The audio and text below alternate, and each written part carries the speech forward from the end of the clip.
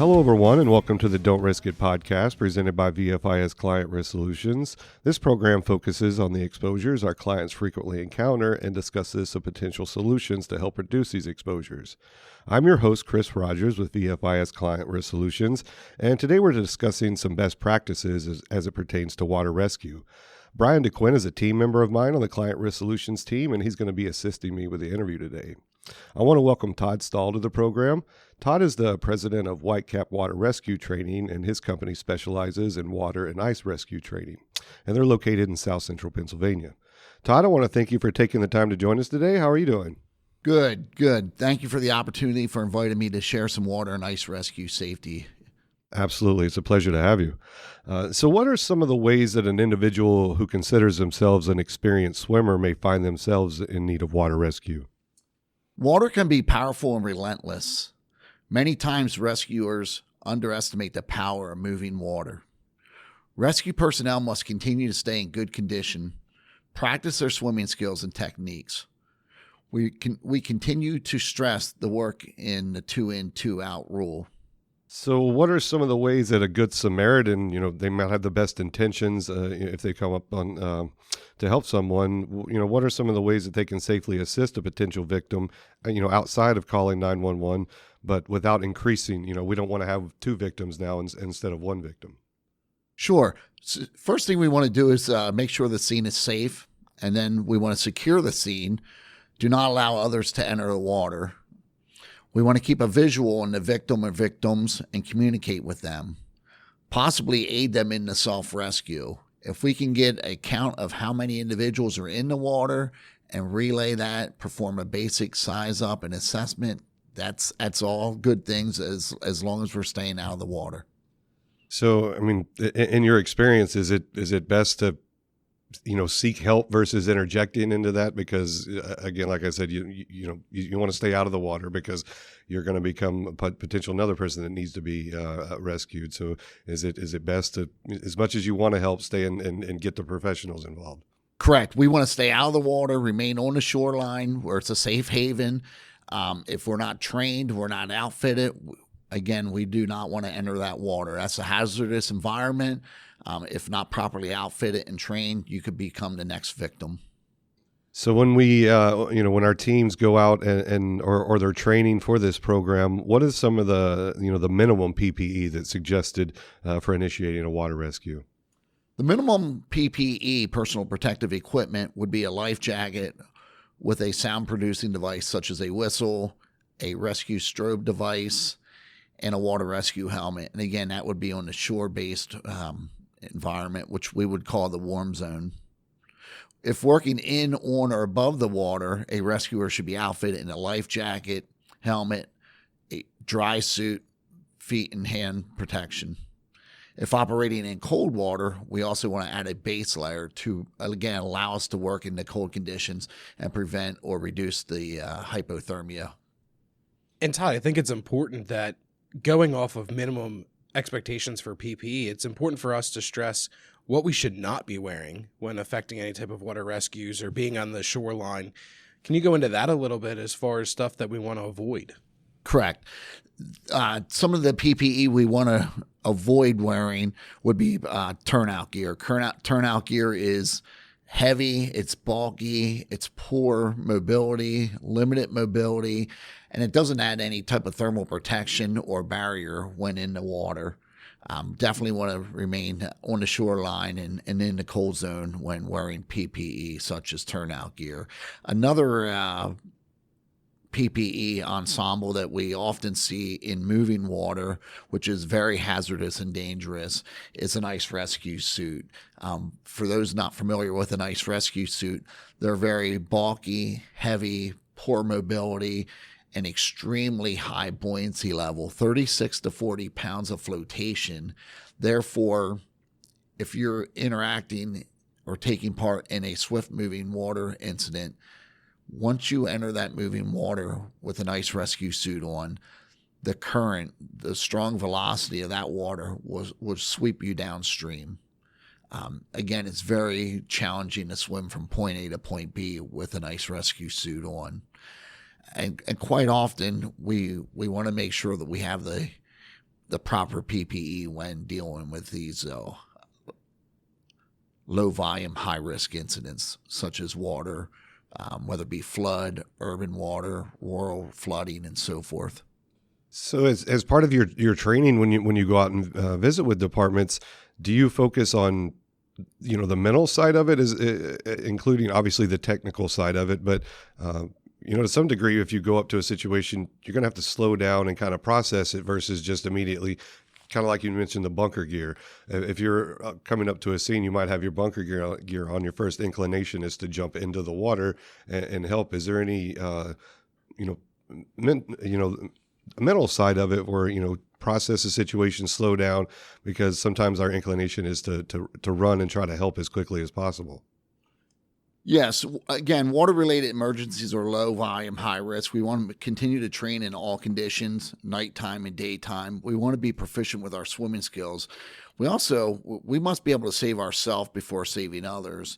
And when arriving on the scene of these incidents, we want to make sure it's safe to enter first and foremost. And when we arrive on the scene, after securing the scene and making sure everything is safe for us to enter, we want to do a scene assessment. We want to see what the shorelines consist of. We want to see if there's any hazards upstream or downstream.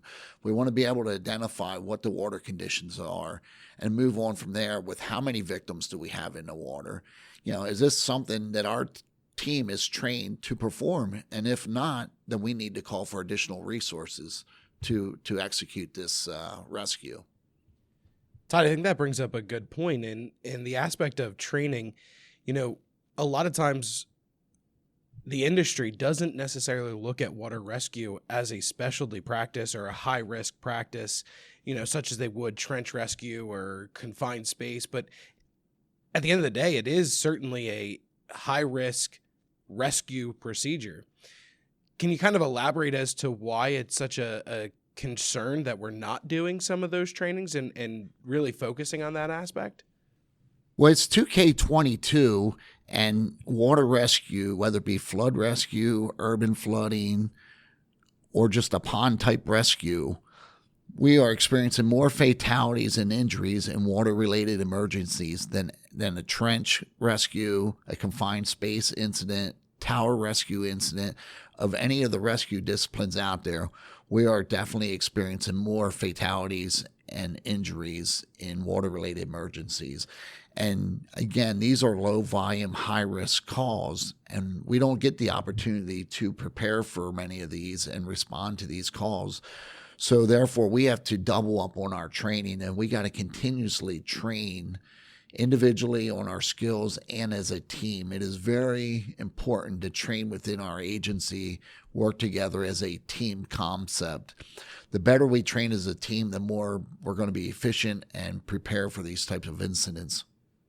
And with that being said, is there any specific standards that exist that kind of point us in the direction of what we should be looking at as far as water rescue? I think that would be very beneficial for our listeners to, if there's a standard that they can go look at to help identify what they should be considering and doing, and maybe creating policies to reflect that standard. Yes, first and foremost, every agency should have some type of water rescue standard operational guidelines. And with that, we follow the same standards as any fire department would be, similar to water and fire related. We want to follow the NFPA standards. And with that, first and foremost, every agency should be following NFPA 1670, which is the standards on operational and technical rescue training for agency. It focuses on the availability and the service level and the standards of codes for at what an agency should be performing, whether it be awareness level, technician level, or operations level, either of those three levels of service. So you've kind of hit on a lot of things that I was going to ask in my next question, but I'll ask it anyway because there could be some additional points to hit on. Can you talk about developing a rescue plan and then training best practices? You mentioned quite a bit about training, but can you elaborate on some of those developing of a plan and those best practices a little more? Yeah, as far as developing a team and best practice, again, You want to take a look at your agency and first and foremost and make sure we have the correct number of personnel that are able to perform this type of rescue and build this team. Obviously, if we're going to build a water rescue team, we want to make sure we have the numbers there, 8 to 10, 12 to rescuers per team. And we want to make sure we provide them with the proper training. And again, not everyone's going to be at a technician level. You'll have awareness level trained operations and then technician level personnel. But we got to provide the training. We got to select the individuals, train them, and outfit them. And, water rescue and ice rescue, again, as I keep referring to, these are low volume, high risk calls. And, some agencies, don't have the funds to move forward with this because of the level of service and the volume of calls and the continuously ongoing training for these. They can be low volume, but as we've seen with the frequency of severe weather, that they're low frequency until they happen. Then they're very frequent because you have to go out and execute so many rescues at one time. It's not always the case. Obviously, there's one-offs where it's one individual, but we've seen that Florida's had to deal with several hundred rescues. Correct. You can have small-scale flooding and you can have large-scale flooding, or you could come upon that that single water rescue incident where a kayaker's capsized, or in the summertime many people take to the water to cool off, and we have boaters and we have fishermen, recreational swimming, we have those who love to go stand-up paddle boarding. That would be an individual a little different situation than an urban flooding, but therefore they're all water related emergencies. So can you talk about the importance of clear communication, when we're doing our training? Because when we get into these situations, it might not always be, we might not always be able to communicate with our team, verbally. We might have to use some type of hand signals, whistle, or, just some non-traditional means of communication. Is that something that you all discuss in your training? Yes, that's a very important component in our trainings. Is every life jacket should have a sound producing device such as a whistle. Many times when we're out there on these incidents and or training conditions, we're unable to communicate 15, 20 feet apart due to all the secondary noise that we encounter. Just the water alone, pedestrian traffic, vehicular traffic, air traffic. There's a lot of secondary noise out there. And again, if your team is training and preparing for these types of incidents, they definitely should be practicing their hand signals and, again, a sound producing device. And we want to make sure a life jacket has a rescue strobe, and that rescue strobe is for us to be seen from the shoreline or for another rescuer. It's not for us to be operating in. We want to make sure on our helmets that we have a clear helmet. We call them a headlamp, which connects to our helmet, and that allows us to operate hands-free and in low light and nighttime operations. Well, one last question. Time is critical in these situations, and we obviously want to help as soon as possible. How do we make sure that we're executing our job as quickly as possible, but we're not hurrying, where we're increasing the chance of mistakes? We know time is crucial, especially when we have an individual in cold water conditions, such as the opportunity for hypothermia to come on and so forth. But we as rescuers, we must know our surroundings, and that starts with a scene size up. And what hazards do we have present? What's the water conditions? Where's the victim located? And what is the rescue method we are going to use? Obviously, we arrive on the scene. We don't want to go directly into a go rescue. We want to assess the area, assess the incident. Is this something we can remain on the shoreline and talk the individual into self-rescue? Or could we possibly use a throw bag or a reaching device? We want to start out with a shore-based operation on all incidents and let it go from there. Then there are incidents we can perform shore-based rescues, and there's incidents where we can, it calls upon a boat if in the area and we have one available, or we could go into one of the most dangerous ones, which is a go or direct contact, where we as the rescuer, we are entering the water, and now we're faced with the water conditions and potentially what we encounter with that victim and victims. I know I just said that I was gonna let you out on that last question, but another one just came to mind. Are there any other alternative means of ice or water rescue that you've come across? Yes, we're seeing more alternative rescues out there in the industry. And one of them comes to mind is an aerial apparatus. Many times we arrive on the scene. Again, our objective is to remain clear and out of the water for our safety and everyone else's safety. Again, we want to be able to look through the rescue method and see what's best for us and what we can utilize in the situation that we're encountering. And one of them is utilizing an aerial apparatus. Some things we want to take into consideration when utilizing an aerial apparatus would be, what is our reach distance on that apparatus? Do we have adequate means to reach out with that device when putting it in service? What is our tip load for that device, whether it be an aerial device, ladder, or a platform? Do we have the reach distance for that, the tip load? Do we have the opportunity and the means to place that in a position to best utilize it? And more importantly, are we trained and outfitted to go out and utilize that aerial device on that rescue? So, Todd, I think it's important to emphasize, though, is placement of that vehicle. So, obviously, we want to make sure that we're not putting that apparatus into high-level waters to affect those rescues, where we're potentially now risking the catastrophic failure of those emergency vehicles. Can you kind of elaborate on that a little bit? Where's the best place that we should be parking some of those vehicles, especially when we deal with some of the urban type flooding or quick flood situations? Yeah, so upon arriving on the scene of a water emergency, i.e. an urban flooding or rural flooding incident, the chauffeur immediately wants to assess the area along with the officer, assess the terrain that we're going to be utilizing or possibly utilizing. And the chauffeur at that time would be best practice to place an orange safety cone by the edge of the water. And that will assist us or aid us in if the water is receding, rising, or remaining the same.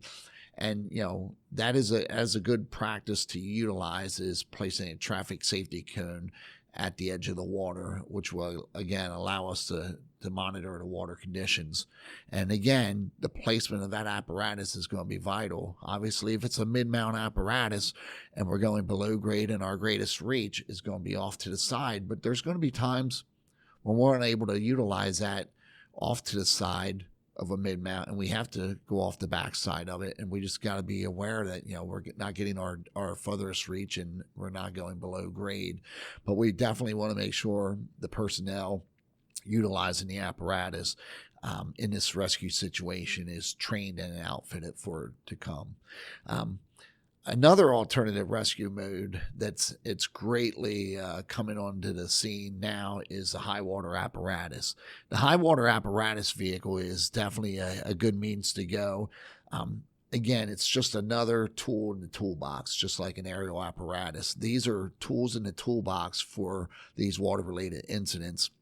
And, these high water apparatus, sometimes we get ourselves in trouble by stretching the use out of them, utilizing them in moving water and so forth. High water apparatus are not designed and utilized in moving water. They are for still stagnant water. And again, we don't want to go any deeper than 30 inches of water when utilizing high water apparatus. And again, we want to make sure that we're trained and outfitted when we're utilizing these tools for these types of rescues and alternative rescues that we're going to be taking part in. So, Todd, if we have some clients or listeners that are interested in the training that your organization provides, what's a way that they can find out some additional information about the organization? They can reach us at www.whitecaprescue.com and send us an email, and we'll definitely be in touch with you and reach out to you and see what you're interested in and what your department is set up and prepared for. Again, we have multiple agencies out there that offer awareness level, service, operations, and technician level. And, we're able to provide all those levels of training. Well, it was a pleasure talking with you today. I really appreciate your time, and I want to thank you for joining us. Thank you for the opportunity. And I want to thank you for listening to the program today and for your interest in VFIS safety resources. I want to thank our guest Todd Stahl once again for his time and information. Please consider subscribing to our program to stay up to date on new content releases. And if you like what you've heard, please consider leaving a review below. For more information about the many resources available from VFIS, please visit VFIS.com. And to submit ideas for future discussions, please reach out by email at VFISriskcontrol@VFIS.com. Thanks everyone and have a great day.